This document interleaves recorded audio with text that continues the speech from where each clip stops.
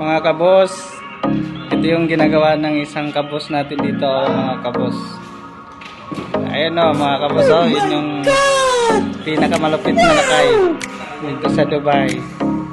Ayan, tingnan nyo yung ginagawa ng mga kabos. Tinudugtong-dugtong lang, mga kabos.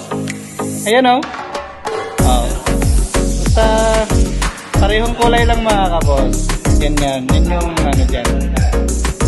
Tapos ito, hanging DB, mga kabos. Di pa tapos, boss. Temporary lang yan, mga kabos. Baka sabihin nyo, grabe naman itong DB nila, nakahang. Eh, pangit naman, di ba? Yan. So ngayon, mga kabos, ang ginagawa namin, i-test lang namin to mga KNX cable, mga kabos, sa bawat switches, kung okay to, mga kabos, kung walang putol, mga kabos, kasi itong villa na to is under construction, mga kabos, kaya may tendency na mapaputol yung mga provision ng KNX cable, mga kabos. Kaya kailangan din nating siguraduhin na okay yung mga kable natin, mga kabos, kasi hindi natin alam yung ibang mga contractor dito sumasabit na pala yung drain nila at natatamaan yung ating kable, kaya mahirap na, mga kabos.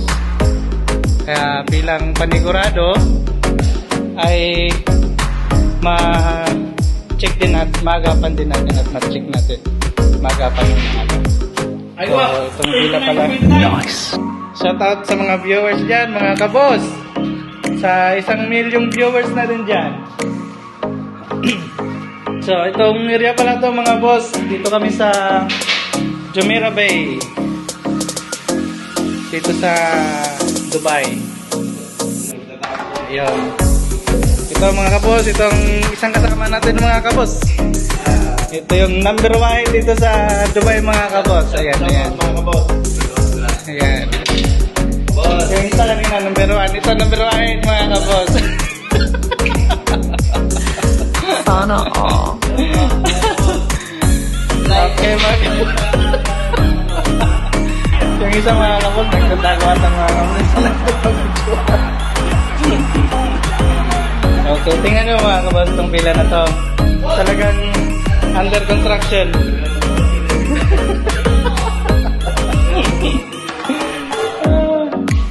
Ito naman yung labas, mga kabos. Ayan. So, marami ding villa dito, mga kabos. Ito yung parang park nila, mga kabos, sa labas.